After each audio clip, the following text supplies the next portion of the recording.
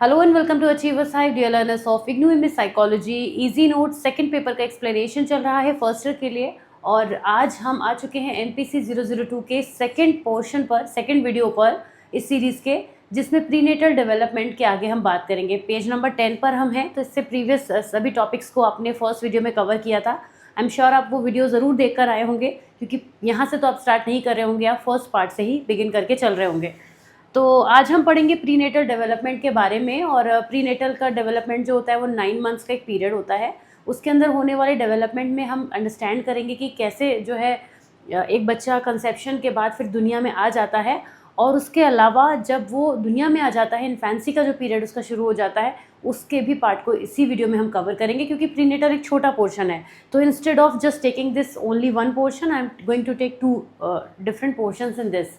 शुरुआत करेंगे prenatal development से, जैसे कि इसका नाम है प्री नेटल, यानी नेटल से भी प्री, यानी शुरुआत में होने वाला जो फेज़ होता है वो एक डेवलपमेंट का फेज़ होता है, जिसमें which a baby grows and matures inside the mother's womb from conception to birth. Conception, conceive mother जब करती है तब से लेकर उसके बर्थ तक के फेज़ को हम प्रीनेटल फेज़ कहते हैं, और इसमें होने वाले डेवलपमेंट को प्रीनेटल डेवलपमेंट का टाइम कहते हैं।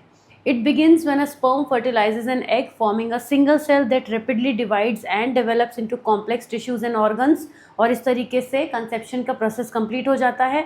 उसके बाद ब्रेन, हार्ट, लंग और अदर सिस्टम जो होते हैं वो धीरे धीरे फॉर्म होना शुरू होते हैं और धीरे धीरे फंक्शनल भी होने लगते हैं।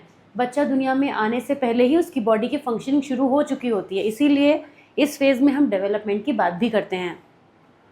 Genetic factors and the mother's health, nutrition and lifestyle choices play a vital role. ये प्रीवियस में भी बात की थी हमने, जब हमने कहा था कि जो कुछ भी मदर रिसीव करती है अपने एनवायरनमेंट से, in the form of nutrition, in the form of atmosphere, जो कुछ भी वो एक्सेप्ट करती है, रिसीव करती है, वो सब कुछ बच्चे के डेवलपमेंट को शेप करता है।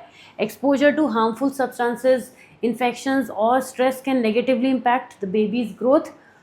Proper medical care and a healthy environment during pregnancy are essential for normal and healthy development of a baby। तो ये बहुत ज़रूरी है। अब प्रीनेटल डेवलपमेंट की कुछ कैरेक्टरिस्टिक्स होती हैं। इसकी जो कैरेक्टरिस्टिक्स हैं प्रीनेटल डेवलपमेंट की, सबसे पहली तो खासियत यही है कि ये कंसेप्शन से शुरू होता है और बर्थ पे ये फेज़ ख़त्म हो जाता है। रैपिड सेल डिवीजन होता है एंड डिफ्रेंसिएशन होता है सेल्स का, जिसकी वजह से बाद में बेबी के फॉर्मेशन का प्रोसेस शुरू होता है। यहाँ पे organ system form and mature progressively, progression होता है। ऑर्गन्स बनने के बाद उनमें प्रोग्रेशन भी होने लगता है, उनका डेवलपमेंट रैपिड होता है। यहाँ पे डेवलपमेंट सीक्वेंशियल होता है और एक जेनेटिक ब्लूप्रिंट फॉलो करता है। मतलब बच्चा मदर की वॉर्म में हर सभी बच्चे एक ही तरीके से ग्रो करते हैं, एक ही तरीके से उनका डेवलपमेंट होता है, वो तरीका वही है, यानी प्रोसेस वही है, और बच्चे की ओवरऑल हेल्थ इम्पैक्ट करेगी अदर फैक्टर्स से, लेकिन उसका जो डेवलपमेंट है वो सीक्वेंशियल कहलाता है। Highly sensitive to internal and external influences. इस समय जो बच्चा मदर के वॉर्म में होता है वो इंटरनल और एक्सटर्नल दोनों ही एनवायरनमेंट से काफ़ी ज़्यादा इन्फ्लुएंस्ड होता है। इसकी 3 स्टेजेस हैं जिनको अभी हम पढ़ेंगे, और हर स्टेज में एक स्पेसिफिक माइलस्टोन को अचीव किया जाता है। Early stages are most vulnerable to teratogens. इसके अलावा proper nutrition, maternal health, hormonal balance, ये सब भी क्रूशियल होते हैं, इंपॉर्टेंट रोल प्ले करते हैं।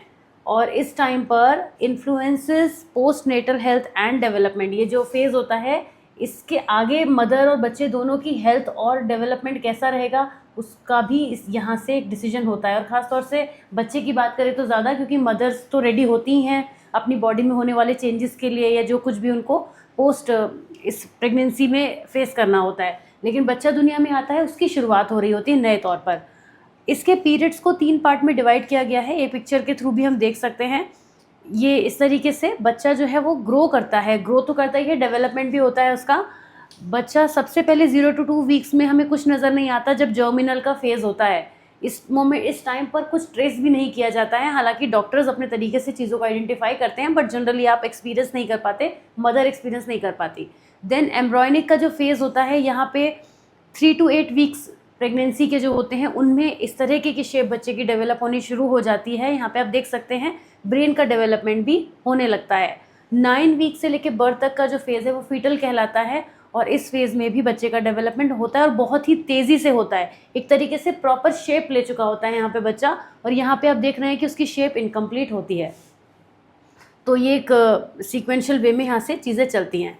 अब जब हम प्रीनेटल की बात कर रहे थे, लास्ट वीडियो में ज़िक्र कर रहे थे, तब हमने ज़िक्र भी किया था कि हम इन सभी फेजेस को आराम से पूरा समझेंगे।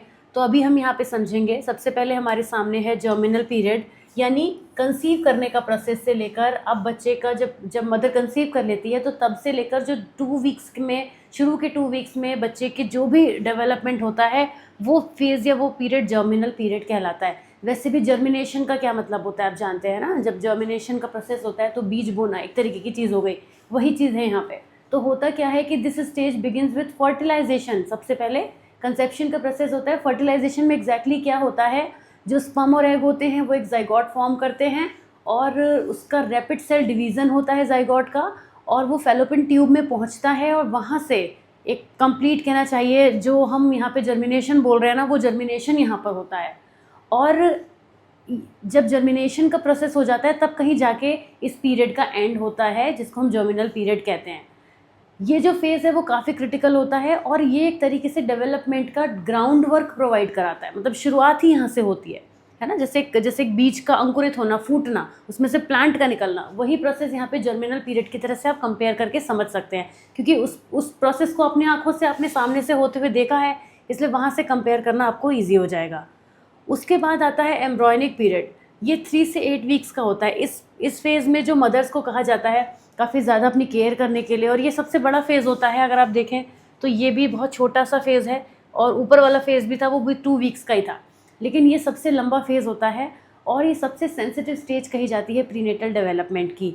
The basic structure of all major organs and body system begins to form. वो यहाँ से फॉर्म भी होना शुरू करते हैं बिगिनिंग से, 3 वीक के बिगिनिंग से, और 8 वीक तक आते आते बहुत सारे जो ऑर्गन्स होते हैं वो प्रॉपर शेप भी ले लेते हैं, और ऑलमोस्ट ले लेते हैं कह सकते हैं।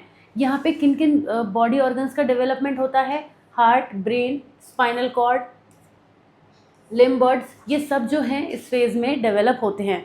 और due to the rapid and complex development the embryo is especially vulnerable to environment risk and genetic defects. यही वो फेज़ होता है जिसमें कहा जाता है कि क्योंकि बड़ा फेज़ है, सब चीज़ें इसी में आपको कवर करने को मिलेंगी, देखने को मिलेंगी, तो इस फेज़ में ये कहा जाता है कि बहुत ज़्यादा एसेंशियल केयर की ज़रूरत होती है मदर को, क्योंकि जैसा एनवायरनमेंट वो रिसीव करेंगी, जैसी हेल्थ, जैसा न्यूट्रिशन वो रिसीव करेंगी, उसी के हिसाब से यहाँ पे बॉडी ऑर्गन्स का डेवलपमेंट होता है।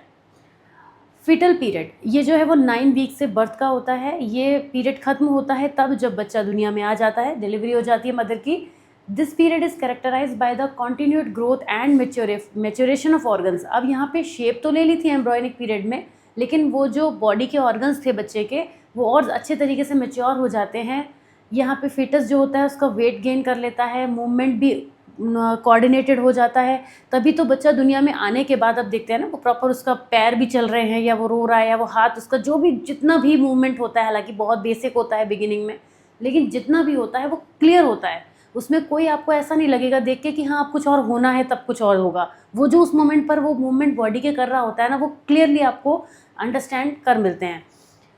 उसके अलावा यहाँ पे हम देखते हैं कि by the end of this stage the foetus is viable for life outside the वॉर्म with medical support if born prematurely. Premature भी हो जाता है इस फेज़ में कई बार, तो ये वही पीरियड होता है जिसके बच्चे के बर्थ के बाद से ये फेज़ ख़त्म हो जाता है। अब इसको हमने 3 पार्ट में अंडरस्टैंड कर लिया कि कैसे होता है। अब हम ये समझेंगे कि वो कौन कौन से इन्वायरमेंटल इन्फ्लुएंसेस हैं जो प्रीनेटल डेवलपमेंट को इम्पैक्ट करते हैं। बहुत ज़्यादा पूछा जाने वाला क्वेश्चन है, बहुत आसान है, आप समझ जाएंगे क्योंकि इजी है। कई बार तो डिस्कशन हमने ऐसे भी किया है। वो कौन कौन से एनवायरनमेंट के इन्फ्लुएंसेस हैं जिनका ध्यान अगर ना रखा जाए तो प्रीनेटल डेवलपमेंट एक डिफ़िकल्ट डेवलपमेंट में, डिफ़िकल्ट फेज़ में कन्वर्ट हो सकता है। ये जो इस समय के इन्फ्लुएंसेस होते हैं, यही बच्चे की वेलबींग के लिए रिस्पॉन्सिबल होते हैं। तो सबसे पहली बात जिसको हम पहला ही कहेंगे, एग्जैक्टली हम ये कहेंगे कि पहला ही पॉइंट होना चाहिए, वो है मैटरनल हेल्थ एंड न्यूट्रिशन। इस पर तो अभी हम बात भी कर रहे थे।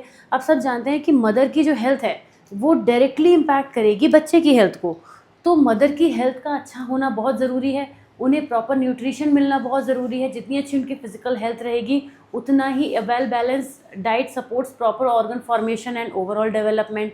न्यूट्रिएंट्स की डेफिशिएंसी होने से, फॉलिक एसिड वगैरह जो भी होते हैं उससे प्रॉब्लम हो सकती है, बच्चे के वेट पे फ़र्क आ सकता है, प्रीमेच्योर बर्थ हो सकता है, डेवलपमेंट डिले हो सकता है, और भी काफ़ी सारे इश्यूज़ हैं जो हो सकते हैं।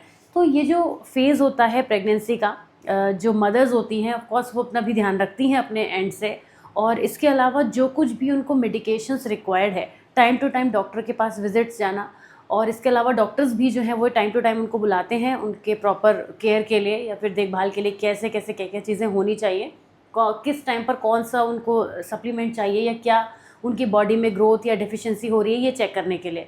तो मैटरनल हेल्थ और न्यूट्रिशन एक पहला इंपॉर्टेंट पॉइंट हो गया जिससे बच्चे पर फ़र्क आएगा डायरेक्ट। इसके बाद है सब्सटेंस का यूज़। कई सारी मदर्स ऐसी होती हैं जो कुछ ऐसे हार्मफुल सब्सटेंसेस का कंजम्पशन करती हैं जो उन्हें नहीं करना चाहिए, इससे उनका फीटल डेवलपमेंट ठीक से नहीं हो पाता है।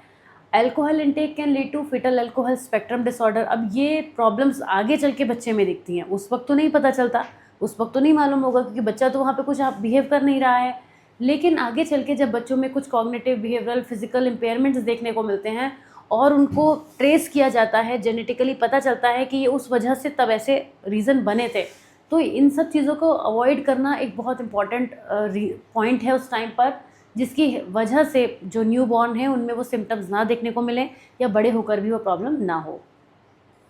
इमोशनल या साइकोलॉजिकल लेवल पर देखें तो स्ट्रेस और इमोशनल वेलबींग का ध्यान रखा जाना बहुत ज़रूरी है। कुछ तो हमें खुद से भी मेंटली स्ट्रांग होना चाहिए, और दूसरा हमारे आसपास अगर कोई ऐसा पर्सन है तो उसको हम सपोर्टिव एनवायरनमेंट दें। ये क्योंकि जो ये जर्नी होती है मदर्स के लिए बहुत ही डिफ़िकल्ट फेज़ होता है। फिज़िकल लेवल पर देखें, इमोशनल लेवल पर देखें, और बहुत सारी रिस्पॉन्सिबिलिटीज़ का यहाँ पे वेलकम हो रहा होता है। तो स्ट्रेस होना बड़ी नॉर्मल सी चीज़ है, लेकिन उस स्ट्रेस को बढ़ने ना दिया जाए, इस बात का ध्यान रखा जाना चाहिए। अब डिपेंड करता है कि जो मदर है वो खुद कितनी मेंटली मैच्योर है, खुद कितनी स्ट्रॉन्ग है, तो वो इन सब चीज़ों को डील कर लेंगी अगर उनकी इमोशनल वेलबींग का आसपास उनका ध्यान रखने वाले लोग हों।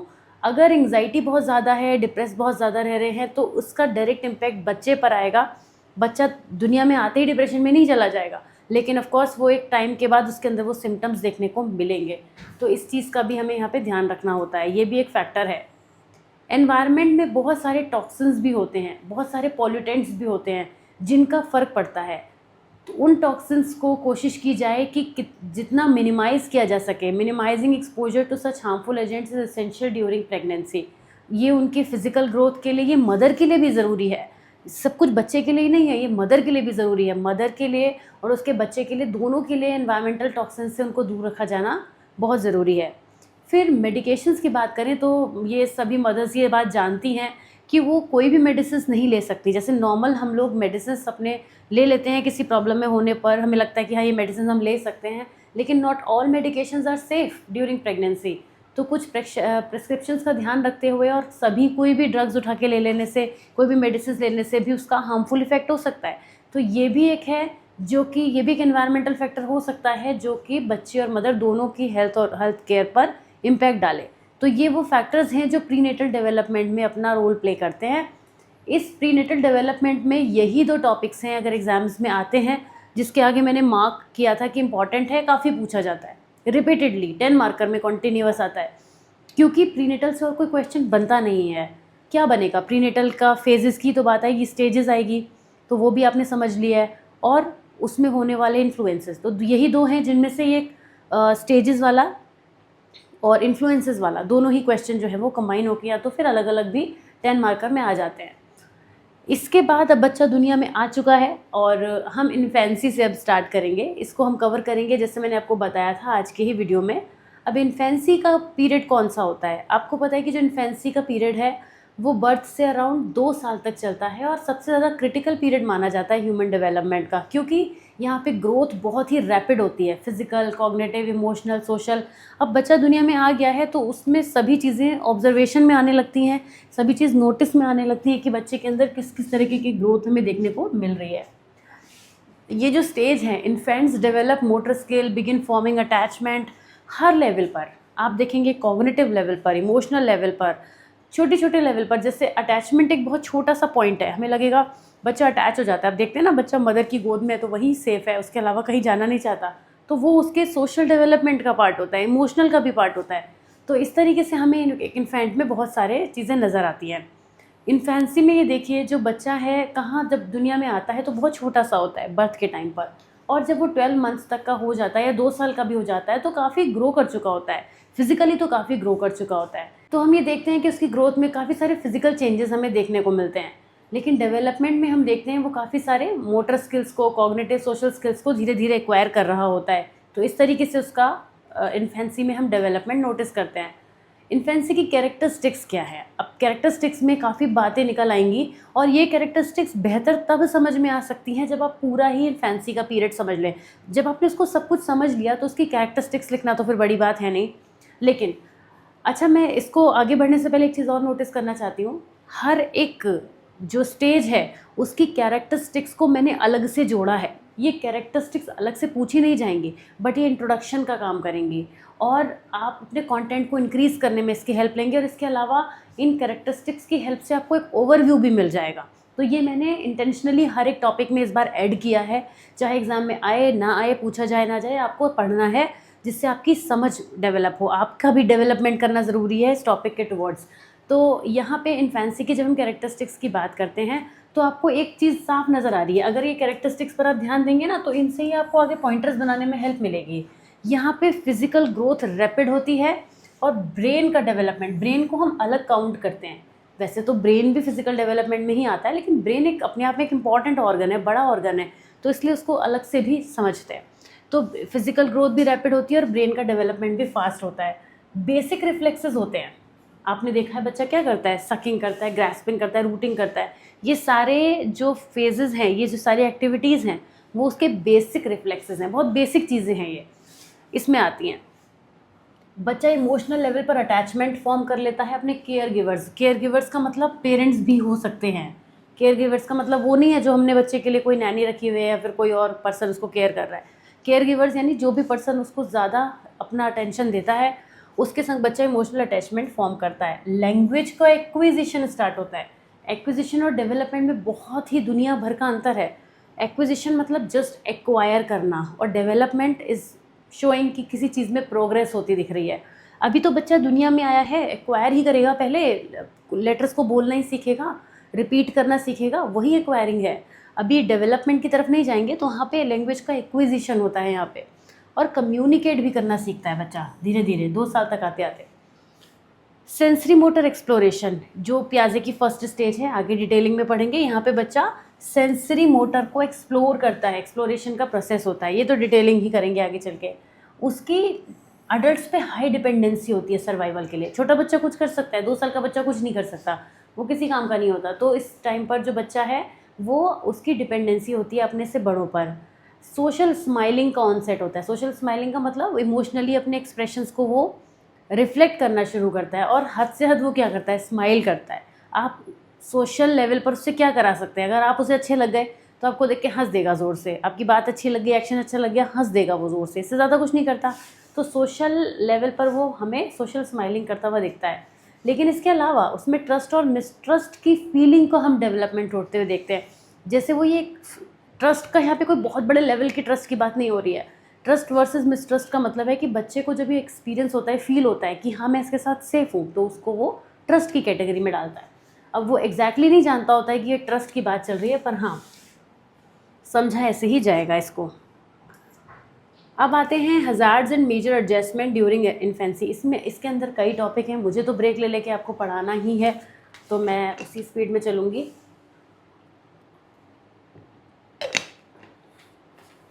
ये मैं क्विकली कवर करूँगी, इसमें ज़्यादा बड़ी बात नहीं है। तो आप ही बताइए, जो इन्फेंसी का पीरियड है उसमें बहुत सारे हज़ार्ड्स होंगे, यानी कि फिज़िकल हज़ार्ड्स में छोटे बच्चे को जल्दी चोट लग सकती है, गिर सकता है, टूट फूट सकता है, बीमारियाँ कैच कर सकती हैं।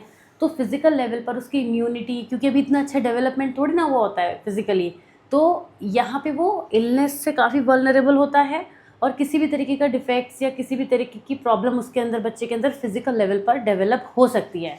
इसीलिए छोटे बच्चे की बहुत केयर करते हैं ना। इसलिए नहीं कि वो छोटा बच्चा है वो भी कुछ खुद से कुछ कर नहीं सकता, बल्कि अगर छोटा बच्चा है, हमें पता है हम अगर बहुत देर रेन में खड़े रहें तो अगर हमारी इम्यूनिटी ठीक है तो उस टाइम पर हमें जल्दी कोल्ड नहीं होगा। राइट। लेकिन अगर छोटा बच्चा है वो पानी में बहुत ज़्यादा देर खेले तो वो छींकने लगता है। तो ये सब बातों का ध्यान रखना है। फिजिकल हज़ार्ड्स हो सकते हैं, इमोशनल सोशल भी हो सकते हैं। If the infant does not receive consistent and responsive care giving, emotional security जो कि आगे चल के दिखेगी। बहुत छोटे बच्चे की बात हो रही है, अगर उसको पेरेंट्स होते हैं ना, जॉब में चले जाते हैं, बच्चे को छोड़ देते हैं, ऐसे ही उसके हवाले कर देते हैं, वो बच्चा अपने आप दुनिया में जी रहा है, चल रहा है उसका काम, लेकिन उसका इम्पैक्ट आगे चल के दिखता है। अब आपको लगेगा कि इतने छोटे बच्चे को थोड़ी पता उसकी मम्मी पास नहीं है, पापा नहीं है, लेकिन वो बच्चे को टच से सब कुछ फील होता है। Cognitive and sensory hazard, sensory deficits like hearing और विजन प्रॉब्लम, ये भी इशू हो सकते हैं। ये सब होने वाली प्रॉब्लम्स हैं। ऐसा होगा हर बच्चे के साथ, ऑब्वियसली ये बात नहीं है, लेकिन पॉसिबल हज़ार्ड्स की बात कर रहे हैं जो इस टाइम पर जल्दी कैच कर सकते हैं। Major adjustment, infants must adapt from the protected environment of the womb to the outside world. They learn to regulate body temperature, breathing, feeding pattern, emotional adjustment भी वो डेवलप करते हैं। तो बच्चा एक जो वॉर्म के टेम्परेचर से दुनिया के टेम्परेचर में आता है, उसमें एडजस्टमेंट उसे करना पड़ता है। इसके अलावा इमोशनल लेवल पे भी करना पड़ता है कि वो कौन उसको प्यार से केयर कर रहा है, कौन उसकी देखभाल कर रहा है। ये सारी चीज़ें ट्रस्ट और मिसट्रस्ट को डेवलप करती हैं। केयर गिवर एडजस्टमेंट भी होते हैं। केयर गिवर जो होते हैं वो भी मेजर एडजस्टमेंट को एक्सपीरियंस करते हैं। ये उनसे बेहतर कौन जान सकता है, जो मदर या फादर पेरेंट्स अपनी नींद सेक्रीफाइस करते हैं कि उनका बच्चा जब सो रहा है वो तभी सो सकते हैं, जब वो जाग रहा है तो उन्हें जागना ही जागना पड़ता है। तो इस तरीके के एडजस्टमेंट भी पेरेंट्स की तरफ से होते हैं। अब आती है बात इन्फेंसी में लैंग्वेज के डेवलपमेंट की। तो लैंग्वेज के डेवलपमेंट को हम लैंग्वेज डेवलपमेंट नाम तो दे रहे हैं, लेकिन इस पॉइंट पर आकर बच्चा जो है पहले लैंग्वेज को एक्वायर करता है। एक्वायर करने के बाद, एक्विजिशन के बाद धीरे धीरे डेवलपमेंट की तरफ वो बढ़ता है। पर हम उसको एक ब्रॉडर लेवल पर लैंग्वेज डेवलपमेंट ही कह रहे हैं, बट अंडरस्टैंडिंग के लिए आपको मालूम होना चाहिए कि पहले एक्विजिशन होता है।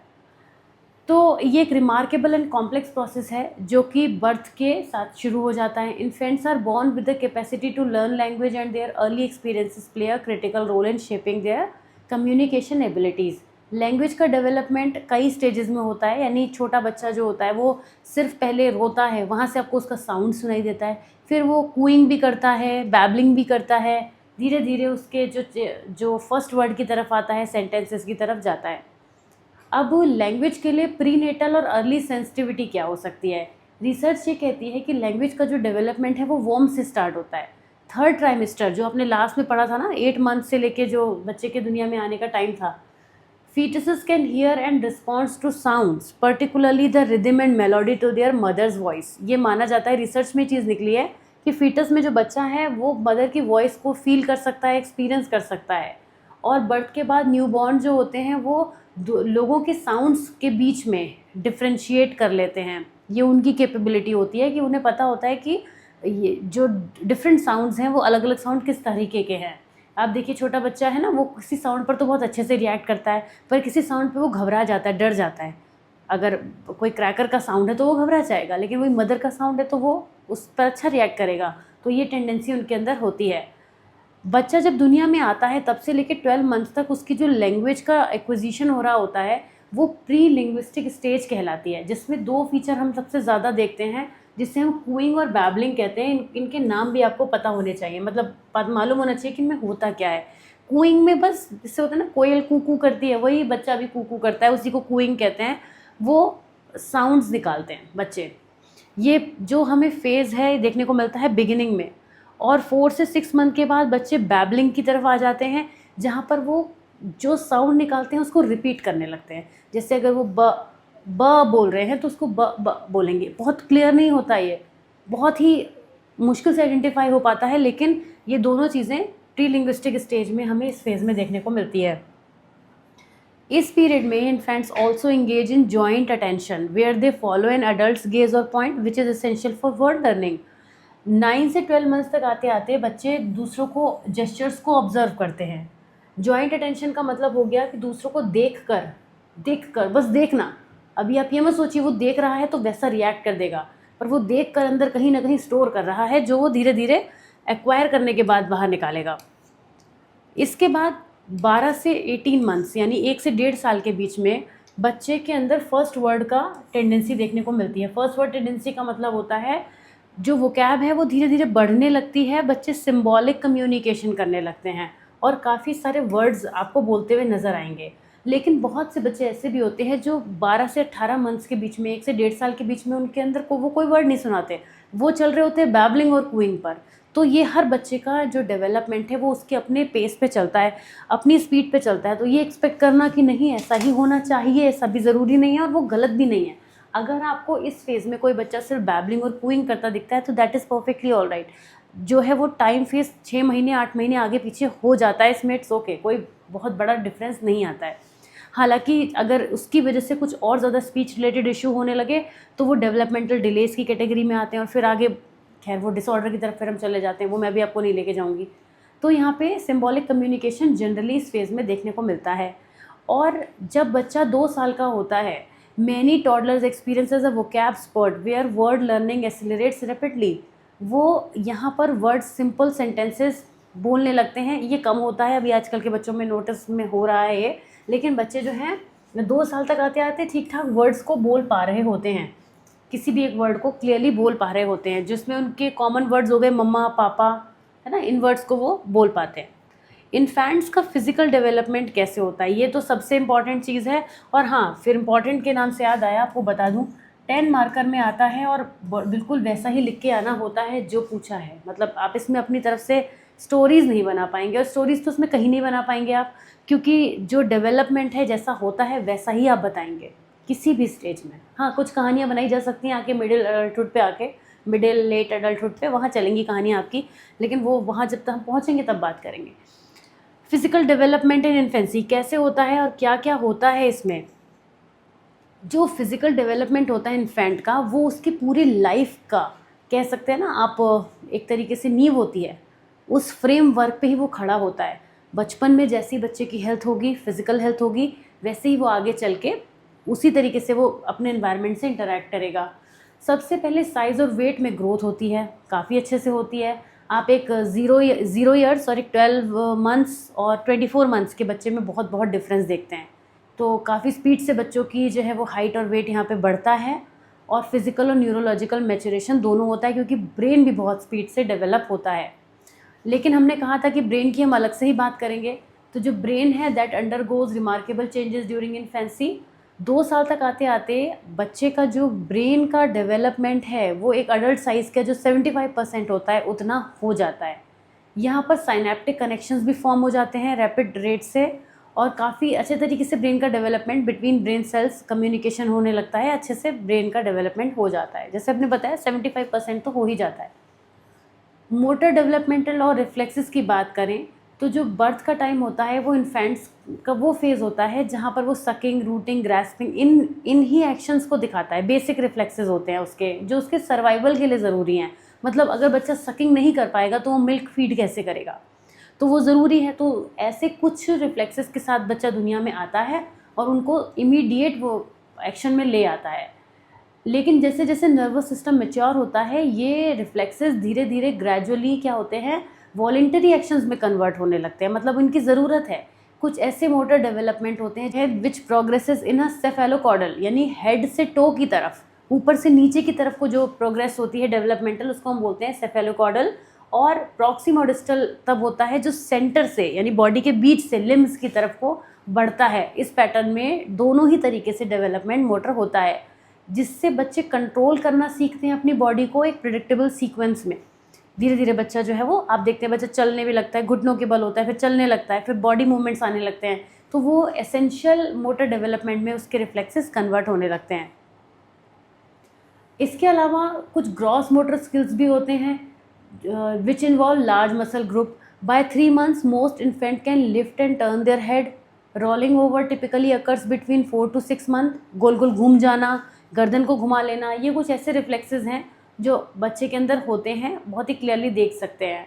Bye their first birthday many infants can pull themselves up. खड़े हो जाते हैं, उठ पाते हैं, ज़मीन से हाथ लगा के उठ जाते हैं, चीज़ों को पकड़ के उठ पाते हैं, पहला स्टेप ले लेते हैं। ये कुछ कॉमन मोटर डेवलपमेंट होते हैं।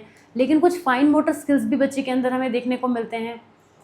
Fine motor development involve smaller muscle movements particularly of the hands and finger.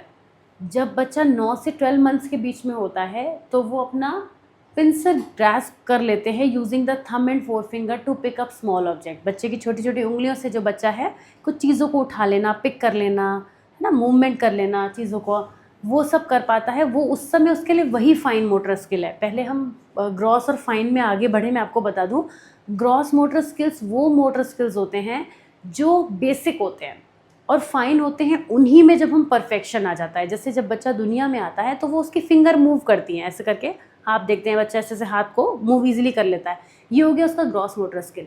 लेकिन अब जब उसने उन्हीं फिंगर से किसी चीज़ को उठाया तो उसने थोड़ा फाइन वर्क किया, अब वो बन गया फाइन मोटर स्किल। ये ग्रॉस फाइन बार बार आएंगे तो आप कंफ्यूज ना हो, इसलिए भी से बता देती हूँ। बच्चे की सेंसेस का भी डेवलपमेंट काफ़ी अच्छे से होता है।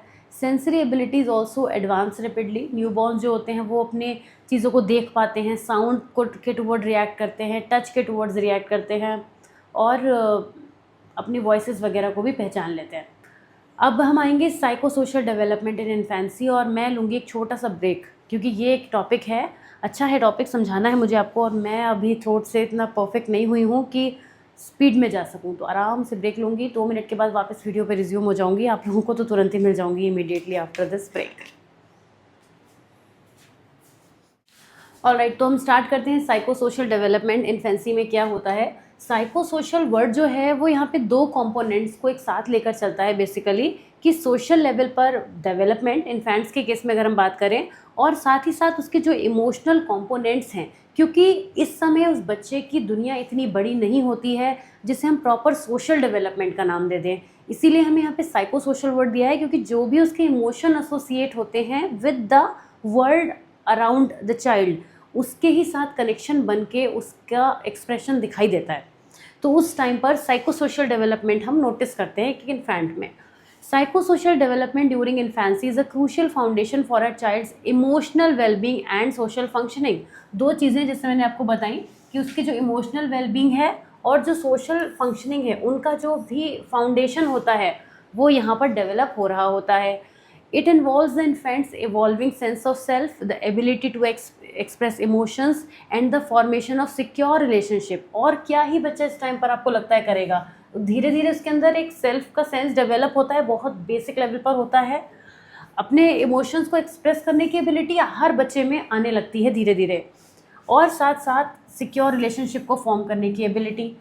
एरिक एरिक्सन ने स्पेशली इस स्टेज को डिवाइड किया है, और उन्होंने कहा है कि ये ट्रस्ट वर्सेस मिसट्रस्ट का कॉन्फ्लिक्ट क्रिएट करने वाली स्टेज होती है। यानी बच्चा ये एक्सपीरियंस कर लेता है कि कौन उसके क्लोज है, कौन उसे हार्म करेगा। कितने छोटे बच्चे की बात हो रही है, पर फिर भी वो ये कह रहे हैं कि वो ऐसा एक्सपीरियंस कर सकता है। अब ट्रस्ट वर्सेस मिसट्रस्ट जो है, हमें वो बर्थ से 18 मंथ्स के बीच में ये फेज देखने को मिलता है। एरिक्सन ये कहते हैं कि जो प्राइमरी डेवलपमेंटल टास्क है इन्फेंसी में, वो ट्रस्ट बिल्ड करना है। आप किसी बच्चे को प्यार से पैम्पर करिए, देखिए वो आपके पास आएगा। उस बच्चे को आप आंखें दिखाइए ज़ोर से तो वो रोने लगेगा, वो बहुत ज़्यादा गंदे से शक्ल बनाएगा और वो डर जाएगा। तो यही उसका ट्रस्ट और मिसट्रस्ट का कॉन्सेप्ट है इस समय, उससे ज़्यादा कुछ भी नहीं है। जो केयर गिवर्स होते हैं, जब वो नर्चरिंग बिहेव करते हैं, इन्फेंट्स की नीड्स का ध्यान रखते हैं, तो बच्चे को लगता है यही मुझे सबसे ज़्यादा प्यार करते हैं। और ये केवल इस लेवल पर नहीं है, मतलब ये हम अभी तो हम बात कर रहे हैं कि क्योंकि हम इन्फेंट का तो फेज़ ही यही होता है, लेकिन ये ट्रस्ट और मिसट्रस्ट आगे भी चलता है। आगे भी आप किसी बच्चे को देखेंगे तो वो बताएगा कि वो टीचर्स तक के केस में बता देता है बच्चा, 7-8 ईयर्स तक का बच्चा भी ये कहेगा कि मुझे ये वाली मैम अच्छी लगती हैं क्योंकि वो मुझे बहुत प्यार करती हैं, ये वाले सर मुझे बहुत डांटते हैं तो ये मुझे अच्छे नहीं लगते। ये इसी की बड़ी फॉर्म है वो आगे चल के। लेकिन क्योंकि इन्फेंट्स का जो फेज़ है वो 2 ईयर्स का ही होता है, तो इसीलिए हमने यहाँ पे इस वाले फेज़ में इसको एक्सप्लेन किया है। अब बच्चे का अगर ट्रस्ट डेवलप होगा तो धीरे धीरे उसी हिसाब से बच्चा वैसा बिहेव करेगा, नहीं तो वो अपने जो भी उसके केयर गिवर हैं मिसट्रस्ट के केस में वो एंग्शियस फील करेगा, इनसिक्योर फील करेगा, और उसके साथ आगे चल के भी हेल्थी रिलेशनशिप नहीं बना पाएगा। इस पॉइंट पर बच्चे के संग अटैचमेंट फॉर्मेशन का भी एक स्टेप आता है। अटैचमेंट फॉर्मेशन इसी पे डिपेंड करेगा कि वो ट्रस्ट और मिसट्रस्ट का स्टेज कैसे उसको वो एक्वायर कर रहा है। सिक्योर अटैचमेंट होगा, यानी कि सिक्योर अटैचमेंट का मतलब हो गया जहाँ पर देखिए बच्चा तो अपनी तरफ से किसी को प्यार करने जाएगा नहीं, वो तो उस स्टेज में है नहीं अभी। बच्चे को कौन प्यार कर रहा है, बनेगा इसी से आगे का स्टेज। यानी जो हम अटैचमेंट की बात कर रहे हैं वो बच्चे की तरफ से तभी बनेगी जब पहले बच्चे को प्यार मिलेगा, बच्चे को केयर मिलेगी, उसके हिसाब से सिक्योर और इनसिक्योर अटैचमेंट बनते जाते हैं। यानी जो बच्चे को ज़्यादा केयर करते हैं, ज़्यादा रिस्पॉन्स देते हैं, उनको प्रॉपर उनकी नीड्स फुलफ़िल करते हैं, वहाँ उनके साथ बच्चा सिक्योर अटैचमेंट को फॉर्म करता है। और अटैचमेंट फॉर्मेशन एक ऐसी चीज़ है जो होती ही होती है। इमोशनल एक्सप्रेशन की बात करें तो इन्फेंट्स जो होते हैं वो कैसे अपने इमोशंस को दिखाते हैं, हैप्पीनेस, एंगर, सैडनेस, ये फियर, ये कुछ चीज़ें हैं जो शुरुआत में बच्चे दिखाते हैं। धीरे धीरे बच्चे के जब बच्चा 2 साल तक होने लगता है तो अपने इमोशनल एक्सप्रेशन के लिए वो टेंट्रम्स भी थ्रो कर सकता है। 2 साल का बच्चा रो भी सकता है, चीज़ों को तोड़ फोड़ भी कर सकता है, क्योंकि बड़ा हो रहा है वो, तो फिर उस हिसाब से बिहेव करने लगेगा, तो उसका इमोशनल एक्सप्रेशन धीरे धीरे बदलने लगता है। Stranger anxiety and separation anxiety 6 से 9 मंथ्स के अराउंड में हम बहुत क्लियरली देख सकते हैं कि अनफेमिलियर लोगों पे बच्चा नहीं जाना चाहता और उनके साथ कम्युनिकेट भी नहीं करना चाहता, उनके संग कुछ रिएक्ट भी नहीं करना चाहता। इसके अलावा सेपरेशन एंग्जाइटी डेवलप हो जाती है। बच्चा अगर माँ से काफ़ी देर तक दूर है तो रोने लगेगा, अपने केयर गिवर से दूर है तो वैसा बिहेव करने लगेगा। सोशल इंटरेक्शन की बात करें तो जैसे हमने भी बताया था, जॉइंट अटेंशन डेवलप होता है, यानी अपना फोकस दूसरे के साथ में शेयर करना। और यहाँ पे इन्फेंट्स जो होते हैं वो बेसिक सोशल बिहेवियर में कूइंग, स्माइलिंग, इमिटेटिंग, इन सब में पार्टिसिपेट करते हैं, क्योंकि और इतने छोटे बच्चे से आप और क्या सोशल इंटरेक्शन की उम्मीद रखते हैं यहाँ पे, उससे ज़्यादा वो कुछ करता भी नहीं है। तो ये कुछ फेजेस हैं जो साइको सोशल डेवलपमेंट में हमें किसी भी बच्चे में देखने को मिलते हैं। और जो केयर गिवर होते हैं उनकी तरफ से बनने वाले बॉन्ड्स से बहुत ज़्यादा फ़र्क पड़ता है कि कैसे बच्चा अपने रिलेशनशिप को फॉर्म करेगा। नेक्स्ट वीडियो में हम अर्ली चाइल्डहुड से स्टार्ट करेंगे, आगे बात करेंगे। यहाँ से चीज़ें काफ़ी बदलेंगी। बच्चा भी बड़ा हो रहा है, अब 2 साल का बच्चा हो चुका है, तो उसके बाद चाइल्डहुड में बच्चा कैसे बिहेव करता है, डिफरेंट डेवलपमेंट्स कैसे होते हैं, इस सबको हम पढ़ेंगे। तो मैं मिलूँगी आपसे नेक्स्ट वीडियो में। कैसा लगा ज़रूर बताइएगा कमेंट्स में। Till then take care of yourself, bye bye.